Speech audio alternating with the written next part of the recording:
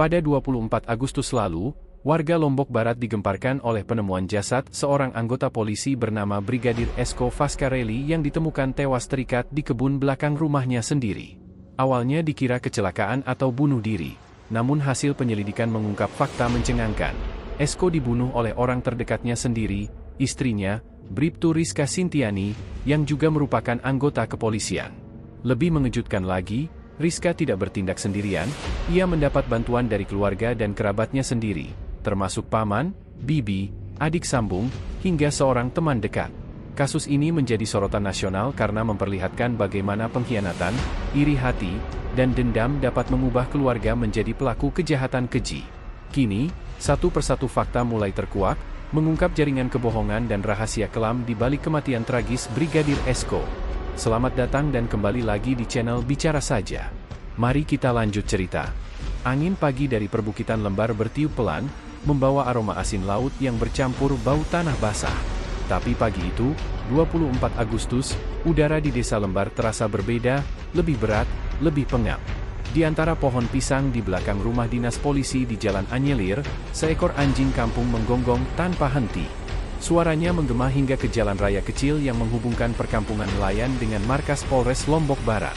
Sekitar pukul 6.30, warga bernama Pak Tami, tukang kebun yang biasa membersihkan halaman belakang rumah itu, menemukan sesuatu yang membuat tubuhnya gemetar. Di balik semak pisang, di antara tanah becek yang baru tergali sebagian, tergeletak tubuh seorang pria berseragam dalam posisi miring, kedua tangannya diikat ke belakang, lehernya terlilit tali nilon. Separuh wajahnya tertutup lumpur. Seragam yang dipakainya masih menunjukkan emblem kepolisian. Ya Allah, ini kan Brigadir Esko, jeritnya spontan, sebelum berlari keluar memanggil warga lain. Berita itu menyebar seperti api di padang kering. Dalam hitungan menit, halaman belakang rumah dinas itu sudah dipenuhi warga. Sebagian menutup mulut, sebagian lain berbisik ngeri.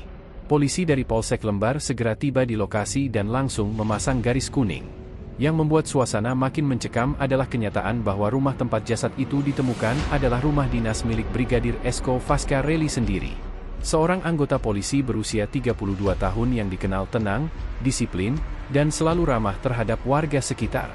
Ia tinggal di sana bersama istrinya, Bribtu Rizka Sintiani, sesama anggota kepolisian yang bertugas di bagian administrasi Polres Lombok Barat.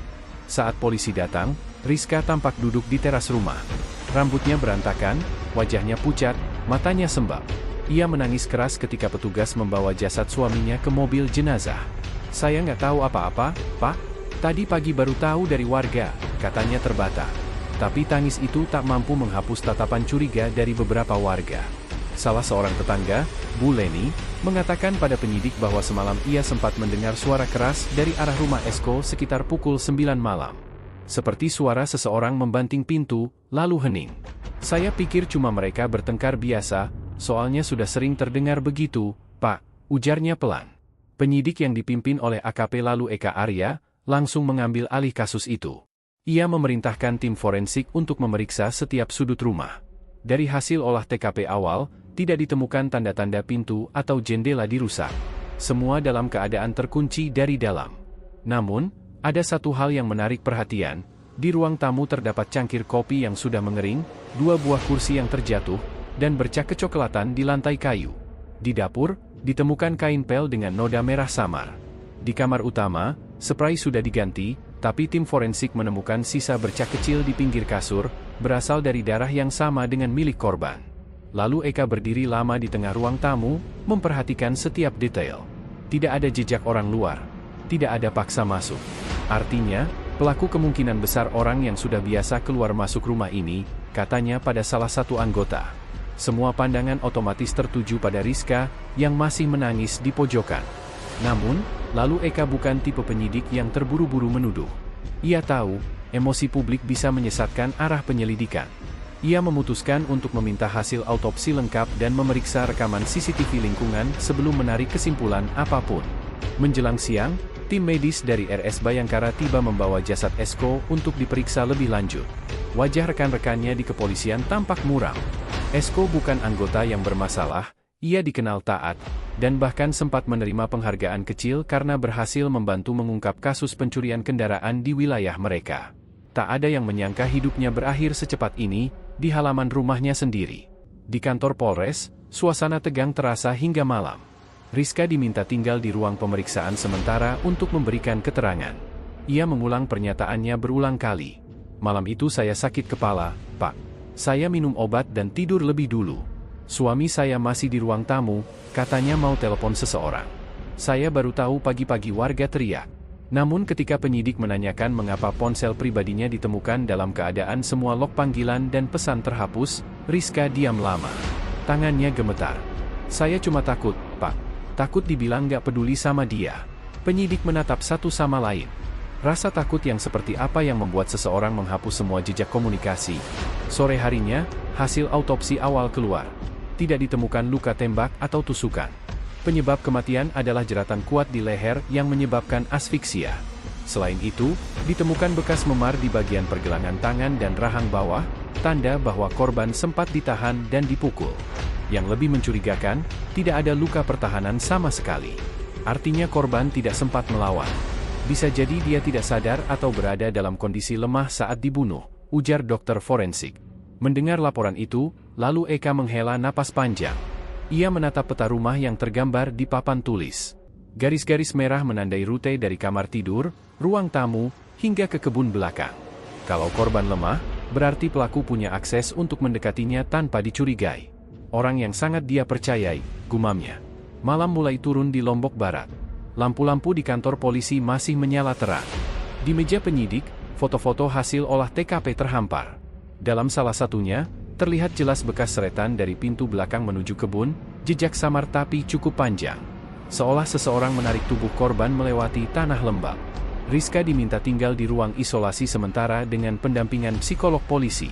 Di luar, warga mulai ramai berbisik, menyebarkan kabar bahwa mungkin saja Esko dibunuh karena masalah pekerjaan, atau bahkan urusan pribadi. Ada yang menyebutkan bahwa beberapa hari sebelumnya pasangan itu sempat bertengkar di depan rumah. Tapi di balik segala spekulasi itu, satu hal pasti, tak ada jejak orang luar, tak ada tanda perampokan, dan tak ada barang berharga yang hilang. Menjelang tengah malam, lalu Eka kembali ke TKP sendirian. Ia berdiri di kebun belakang, menatap bekas tanah yang sudah ditutup kembali. Angin laut berembus pelan, membuat dedaunan pisang bergoyang lirih. Di tempat itulah, beberapa jam sebelumnya, seorang polisi muda kehilangan nyawanya dengan cara yang mengenaskan. Di tengah kesunyian, lalu Eka berbisik, "Kau pasti sempat tahu siapa yang melakukannya, Esko. Aku janji, kebenaran ini akan kubuka." Lampu rumah-rumah di sekitar sudah padam. Tapi di rumah dinas itu, satu cahaya masih menyala di kamar depan, kamar tempat Rizka biasa tidur. Tak ada suara tangis lagi malam itu. Hanya keheningan yang berat, seolah dinding-dinding rumah menyimpan rahasia gelap yang belum siap diungkap. Dan esok pagi, penyelidikan akan dimulai lebih dalam. Rekaman CCTV akan diperiksa, saksi-saksi akan dipanggil, dan setiap kebohongan akan perlahan runtuh. Namun satu hal yang belum disadari semua orang, Rizka tidak sendirian dalam tragedi ini. Ada tangan-tangan lain, dari darah yang sama, yang ikut menarik tali jerat di leher Brigadir Esko. 3 hari berlalu sejak jasad Brigadir Esko ditemukan di kebun belakang rumah dinasnya di Lembar. Desa itu belum benar-benar tenang. Setiap sore, warga masih berkerumun di warung kopi, membicarakan dugaan-dugaan liar. Namun di balik semua bisik-bisik itu, penyidikan di Polres Lombok Barat semakin intens. AKP lalu Eka Arya, sang penyidik utama, kini mulai melihat arah yang jelas.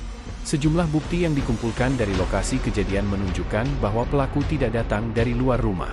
Semua pintu, jendela, dan pagar terkunci rapat dari dalam malam itu. Tak ada jejak ban, tak ada jejak kaki asing di sekitar kebun.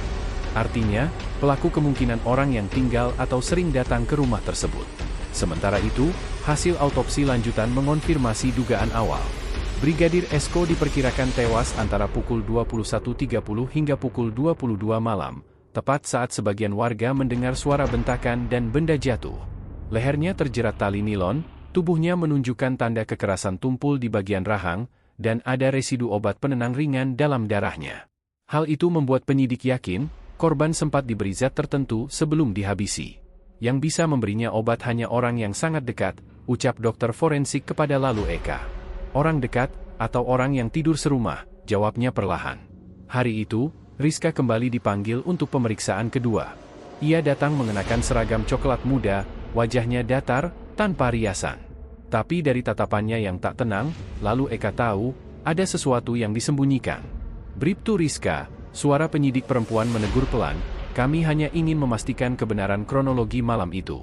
Saudari bilang Anda tidur sejak pukul 8, benar?" Rizka mengangguk cepat. "Tidak mendengar suara apapun dari luar kamar?" "Tidak, saya sudah minum obat kepala dan langsung tertidur." "Apakah Anda biasa mengunci pintu belakang?" Rizka diam sebentar. "Biasanya Esko yang mengunci." Namun keterangan itu segera terbantahkan setelah penyidik menunjukkan hasil pemeriksaan sidik jari. Gagang pintu belakang hanya berisi sidik jari Rizka dan seseorang dengan profil DNA perempuan lain yang belum diketahui. Tak ada jejak korban di sana. Yang lebih menguatkan kecurigaan adalah temuan rekaman CCTV lingkungan. Kamera kecil yang dipasang di rumah tetangga, tepat di gang belakang, merekam aktivitas mencurigakan pada pukul 22.15 malam kejadian.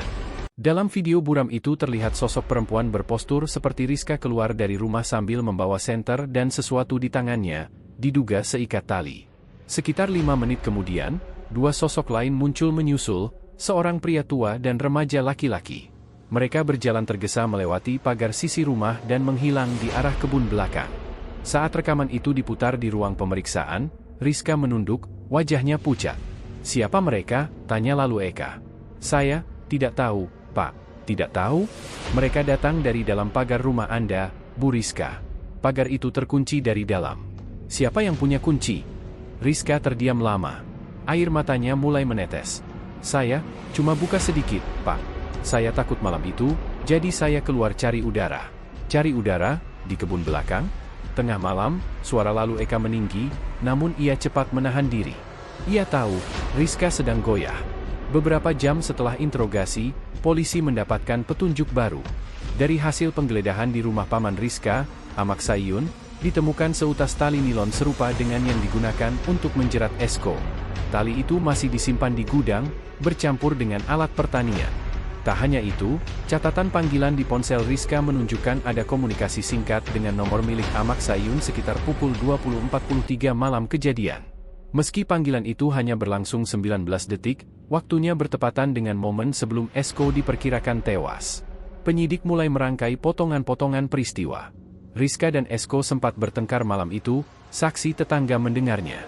Setelah Esko lemah karena obat penenang yang diberikan dalam minuman, dua orang datang membantu Rizka menyeret tubuh korban ke kebun belakang.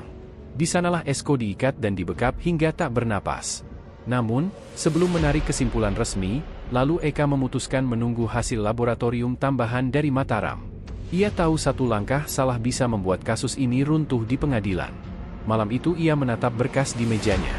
Foto-foto hasil olah TKP, hasil autopsi, tangkapan CCTV, dan keterangan saksi berjejer rapi. Di pojok meja, ada foto keluarga Esko, ia dan Rizka tersenyum memegang sertifikat rumah dinas baru. Senyum yang kini terasa penuh kepalsuan. Kadang, pengkhianatan paling dalam datang dari orang yang tidur di ranjang yang sama, gumam lalu Eka pelan. Keesokan paginya, surat penetapan Bribtu Rizka Sintiani sebagai tersangka utama pembunuhan suaminya sendiri resmi ditandatangani. Saat polisi datang ke ruang isolasi untuk membacakan surat itu, Rizka terisak keras. "Saya tidak bunuh dia, Pak. Saya cuma takut." "Takut pada siapa?" tanya lalu Eka. Rizka tak menjawab, hanya menunduk dan menangis semakin keras. Namun dalam tangisnya, terselip kalimat yang membuat penyidik terdiam. "Saya tidak sendiri malam itu." Lalu Eka menatap anak buahnya. "Catat itu," ujarnya cepat. Ia tahu, pengakuan kecil itu adalah kunci menuju babak baru penyelidikan. Ada orang lain yang terlibat, dan semuanya mungkin berasal dari lingkaran keluarga sendiri. Di luar kantor Polres, langit lembar mulai mendung. Hujan turun perlahan, membasahi jalanan yang sama di mana jasad Esko dulu dibawa dalam keheningan. Tapi di dalam kantor polisi itu, badai sesungguhnya baru saja dimulai. Pagi itu, 25 Agustus. Matahari baru saja naik di atas perbukitan Lombok Barat. Di kebun belakang rumah Brigadir Esko, garis polisi masih membentang kaku di antara pohon pisang dan semak belukar. Bau tanah lembab bercampur dengan sisa aroma darah yang tertinggal di udara, menciptakan suasana yang berat dan muram. Beberapa anggota reskrim masih lalu lalang, mengumpulkan barang bukti tambahan, sementara warga hanya berani menonton dari kejauhan. Kasus kematian Brigadir Esko sudah menarik perhatian nasional. Bagaimana mungkin seorang anggota kepolisian ditemukan tewas terikat di kebun rumahnya sendiri, tanpa seorang pun tetangga mendengar teriakan atau keributan malam itu? Pertanyaan itu menjadi misteri yang perlahan mulai terurai. AKP Lalu Eka Arya, penyidik utama dari Polres Lombok Barat, menatap tanah dengan tatapan dalam. Ia tahu, kebun itu menyimpan lebih dari sekadar jejak darah. Tempat ini bukan hanya lokasi pembunuhan, gumamnya pelan kepada anggota tim, tapi juga tempat pengkhianatan. Di bawah sebatang pohon pisang, tim forensik menemukan tali plastik yang masih kaku. Ada bekas serat biru yang sama dengan yang digunakan untuk mengikat tangan Esko saat ditemukan. Tak jauh dari situ, ditemukan bekas pijakan kaki kecil, mungkin milik perempuan, yang mengarah ke arah dapur rumah. Dari hasil analisis awal, jejak itu cocok dengan sandal milik Rizka, sang istri korban. Namun, ada satu hal yang membuat penyidik tertegun. Di sisi lain kebun, ada bekas ban mobil yang tampak baru. Setelah ditelusuri, ban itu cocok dengan mobil milik paman Rizka, seorang pria berusia 50-an bernama Halim. Halim selama ini dikenal warga sebagai sosok yang tenang, namun rupanya ia terlibat jauh lebih dalam dari yang diduga. Menurut keterangan saksi, mobil Halim terlihat parkir di depan rumah Esko malam sebelum kejadian. Namun saat ditanya, Halim awalnya mengaku hanya mampir sebentar karena Rizka menelpon dan meminta bantuan menjemput sesuatu. Polisi mencium kebohongan itu sejak awal. Sementara itu, Dewi, bibi Rizka, juga ikut diperiksa.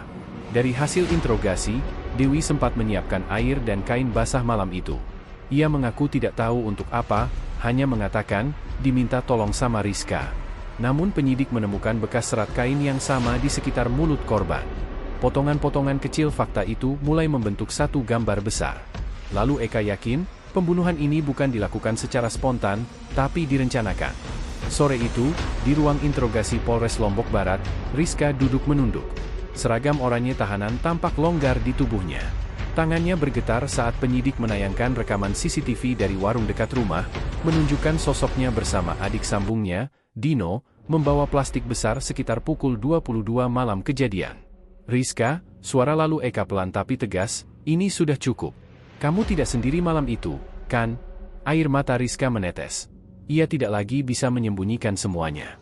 Dengan suara serak, ia akhirnya berkata lirih, saya nggak kuat lagi, Pak. Tapi saya nggak bunuh dia sendirian. Ia kemudian mulai bercerita, perlahan namun mengalir seperti air bah. Malam itu, katanya, Esko pulang dalam keadaan mabuk. Pertengkaran terjadi, seperti yang sudah sering. Namun malam itu berbeda. Esko menuduh Rizka berselingkuh dengan rekan sesama polisi, membuat Rizka kehilangan kendali. Ia menelpon pamannya, Halim, meminta datang dengan alasan butuh pertolongan. Saat Halim dan Dewi tiba, pertengkaran sudah memanas. Dino, yang tinggal tak jauh, juga ikut datang. Rizka mengaku sempat memukul Esko dengan benda tumpul, tapi Esko masih sadar. Lalu, menurutnya, Halimlah yang mengikat tangan Esko, sementara Dino membantu menutup mulut korban agar tak berteriak. Namun situasi keluar kendali ketika Esko kejang dan akhirnya tak bernapas lagi. Panik, mereka menyeret tubuh Esko ke kebun belakang, berharap seolah korban bunuh diri atau menjadi korban perampokan. Lalu Eka terdiam lama mendengarkan pengakuan itu. Ia tahu Rizka berusaha meringankan perannya, tapi bukti justru menunjukkan ia sebagai otak utama. Semua jejak komunikasi, transaksi, dan bahkan pesan singkat di ponselnya menunjukkan bahwa pembunuhan itu sudah direncanakan beberapa hari sebelumnya. Sementara Rizka menangis terseduh di ruang pemeriksaan, tim penyidik bergerak cepat. Polisi melakukan penggeledahan ke rumah Halim dan Dewi. Di rumah itu ditemukan sepasang sarung tangan karet, serta tali serat biru serupa dengan yang ditemukan di TKP. Dino, adik sambung Rizka, juga akhirnya ditangkap di rumah temannya setelah sempat melarikan diri ke Mataram. Warga desa Banyumulek tak habis pikir. Kami kira keluarga itu baik-baik saja, ujar seorang tetangga, mereka kelihatan harmonis. Si Rizka itu ramah, sering ikut pengajian. Tapi siapa sangka, di markas polisi, lalu Eka menatap foto-foto hasil olah TKP di papan bukti. Di salah satu foto, tampak wajah Esko yang dingin, dengan tangan terikat. Ia menghela napas berat. Kasus ini bukan sekadar pembunuhan, katanya pada timnya. Ini pengkhianatan dalam bentuk paling kejam, oleh orang yang paling dipercaya korban. Malam pun turun di Lombok Barat. Di ruang tahanan, Rizka duduk sendirian, menatap dinding kosong. Suara jangkrik dari luar mengiringi pikirannya yang kalut. Dalam diam, ia tahu, Kebun belakang rumah itu akan selamanya menjadi saksi bisu pengkhianatan yang ia lakukan sendiri, bersama darah dagingnya. Malam mulai larut di Polres Lombok Barat.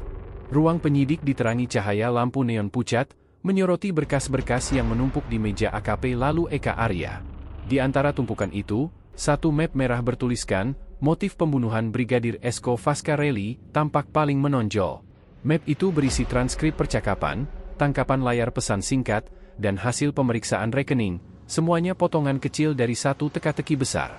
Lalu Eka tahu, pembunuhan itu tidak hanya soal emosi sesaat atau pertengkaran rumah tangga. Terlalu banyak hal yang tidak masuk akal. Mengapa Rizka bisa begitu tenang saat melapor bahwa suaminya hilang? Mengapa keluarga terlibat begitu dalam seolah sudah terbiasa menutupi sesuatu? Semua tanda mengarah pada satu kesimpulan, ada motif tersembunyi yang jauh lebih kelam.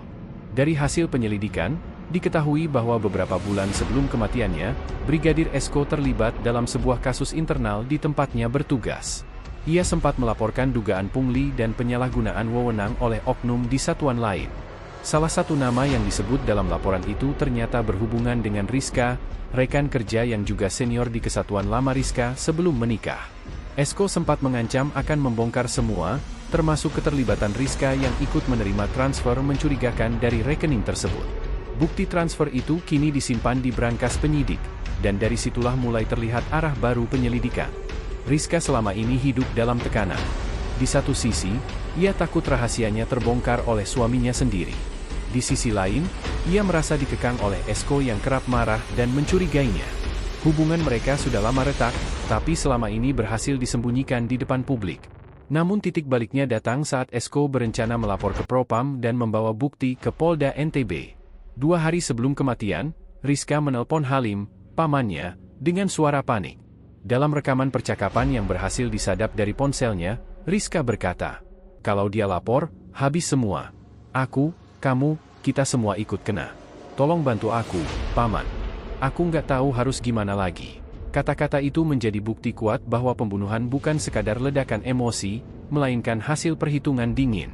Dari pengakuan Dino, adik sambung Rizka, muncul fakta baru yang semakin menguatkan kecurigaan polisi. Dino mengatakan bahwa seminggu sebelum kejadian, Rizka memberikan sejumlah uang kepadanya, 2 juta rupiah, untuk membeli tali plastik, sarung tangan, dan beberapa alat lain. Katanya cuma buat ngebenerin pagar belakang. "Saya nggak curiga, Pak," ucap Dino gemetar dalam pemeriksaan. Namun setelah Esko tewas, Rizka memintanya membantu membersihkan kebun. Saat itulah Dino melihat tubuh Esko sudah terbujur kaku. Ia ketakutan, tapi Halim mengancam agar ia diam. "Kalau kamu buka mulut, kamu yang bakal dituduh," kata Halim waktu itu. Di sisi lain, Dewi, bibi Rizka, berperan menyiapkan alibi.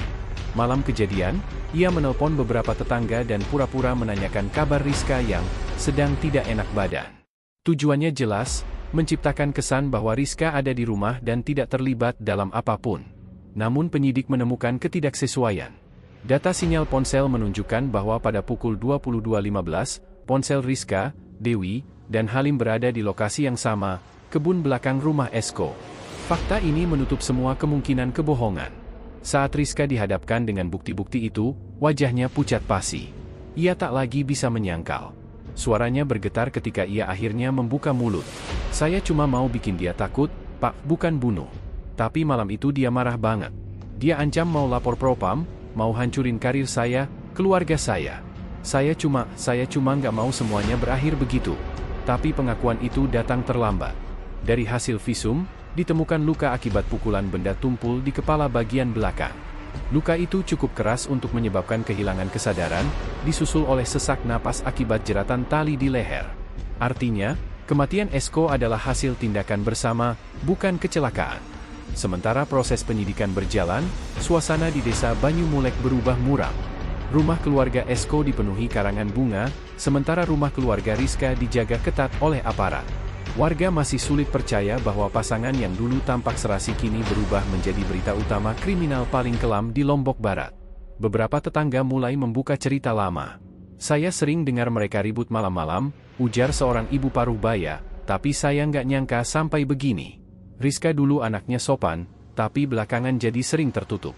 Lalu Eka memeriksa semua kemungkinan. Ia menelusuri transaksi keuangan Halim dan menemukan bahwa 2 minggu sebelum kejadian, Halim menerima uang senilai 40 juta dari rekening yang sama yang digunakan Rizka.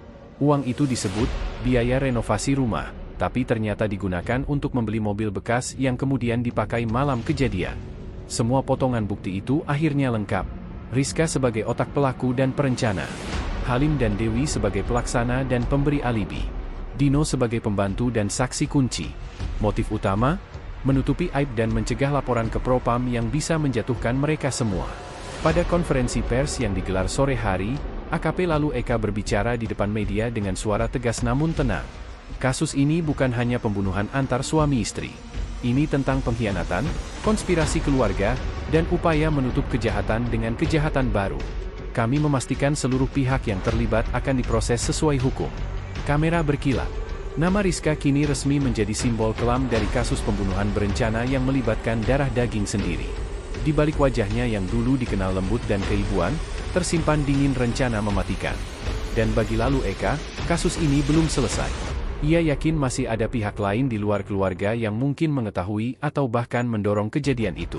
Ia menatap foto Esko di meja kerjanya, seorang polisi muda dengan senyum hangat, dan berjanji dalam hati, kebenaran akan terus digali, sampai tak ada lagi yang tersembunyi. Suasana di Pengadilan Negeri Mataram pagi itu begitu tegang. Di luar gedung, puluhan wartawan dan warga sudah memadati halaman, membawa kamera dan ponsel, menunggu sidang perdana kasus pembunuhan Brigadir Esko Fascarelli.